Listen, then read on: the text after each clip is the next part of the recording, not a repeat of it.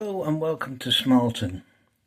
Well, as you can see, we've got lights and I've put a small piece of interior. I'm not sure if you can see, but there are now passengers in this coach. There we go. I think you can just about see that. So there we go. Now what I have found is that there is a little bit of light bleed on this underside, and focus work, and on the back there. So I'm going to have to paint the interior, which is, yeah, it can be done. I should have done it before I put it all back together, but never mind. You learn these things. If I'd have fully closed in the floor, as I was thinking about doing, then I probably wouldn't have got any light bleed, but hey, you don't know these things. That is the only carriage I have got that has done this. So I know when I do the other one that's something I'm going to have to do. So we'll paint this up and do the other side. So this one's now complete, or as complete as it's going to get, minus the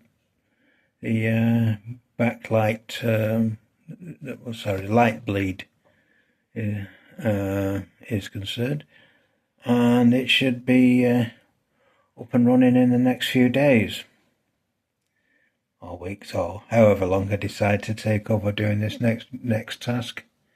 I have a few other things to do in the meantime. Anyway, just thought I'd let you know about that.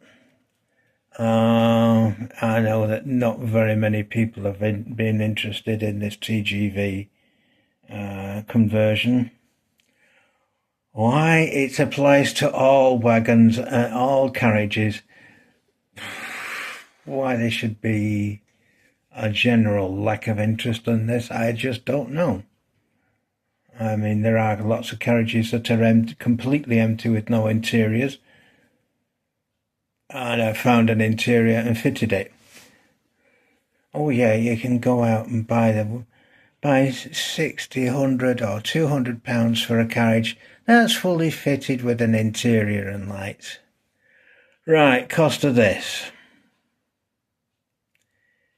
It was £85 for the full train. Sorry, €85. It's about 80 pounds, roughly. £2 for the light strip. The interior I had, the people, the current price for the people, city down people, is €50, less my discount, less the tax, because we don't pay VAT here in Ukraine. So if we said €50, which is about £45 roughly for the figures, there's at least 8 to 10 carriages that I've filled with figures.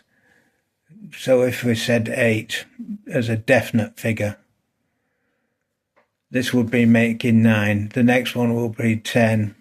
So 10 to 12, we'll say. Works out it's very little. I know at one time you used to be able to buy interiors, and those of you who've got 3D printers could probably print them. A couple of quid maybe.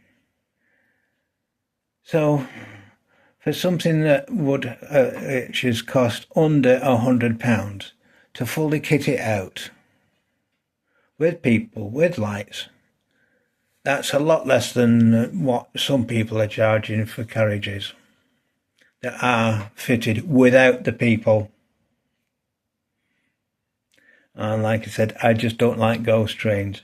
Anyway, I shall be painting this up. Take it apart again, paint it up on the inside to stop the light bleed, and I know to do that on the next carriage. Other than that, I've got a resistor to fit on here, which is one of my other engines that's just waiting for me to go out and buy some solder. I don't know about you guys, but this modern solder is absolute garbage. It just will not melt. Or at least the stuff I've got hold of.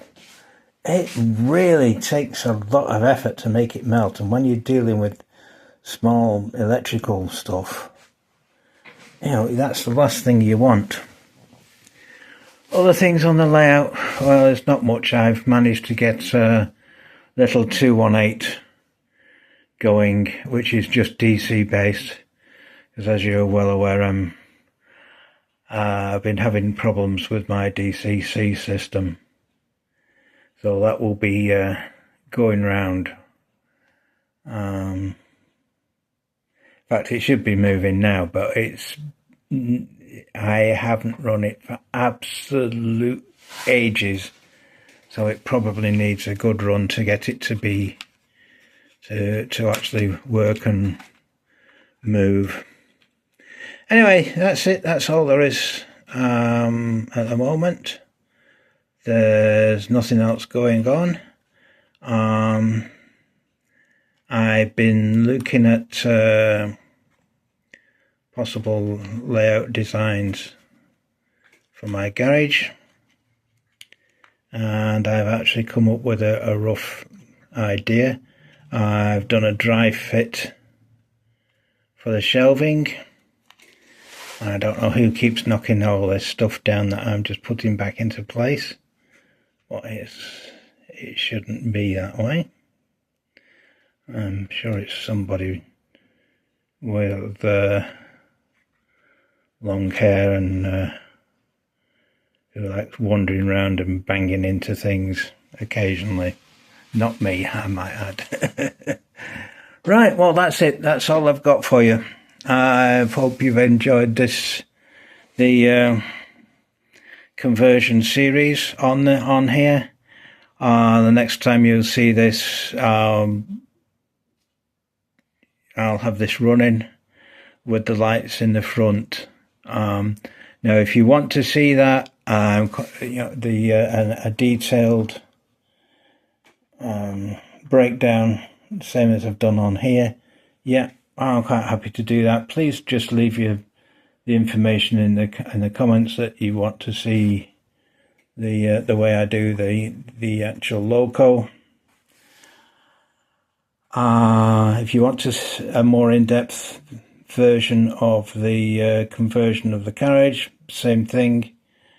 And I hope the ones who have bothered watching this have enjoyed it, and anybody else who comes along in the future, you know, if it's of use to you, fine, great. That's the only reason I do these things, and show you what I've bought, how I've updated it, cleaned it, oiled it, do whatever's necessary to make the thing work. The next job will be to modify the veranda on the main station. It just keeps, well, disintegrating, shall we say. Because somebody dropped something on it. And no, it wasn't the house elf, it was actually me. And yeah, okay, fair enough. I'll hold my hands up to that one. Anyway, please like, comment and subscribe. Anything you want to see, any questions you want to ask, put it in the doobly sprocket down below, and I'll try and answer you. All comments have received some kind of response. If you like it, you like it. If you don't, tell me why. Simple. If you've taken the trouble to click the dislike, why have you disliked it? What is it about my layout or my presentation you don't like? Leave a comment. I don't mind, because it helps me to know not to do whatever it is you don't like. If you do like it, great, leave a comment. I like it. Can I say whatever? All right, thanks very much. Hope to see you again soon. And take care, everybody. So bye for now. Bye.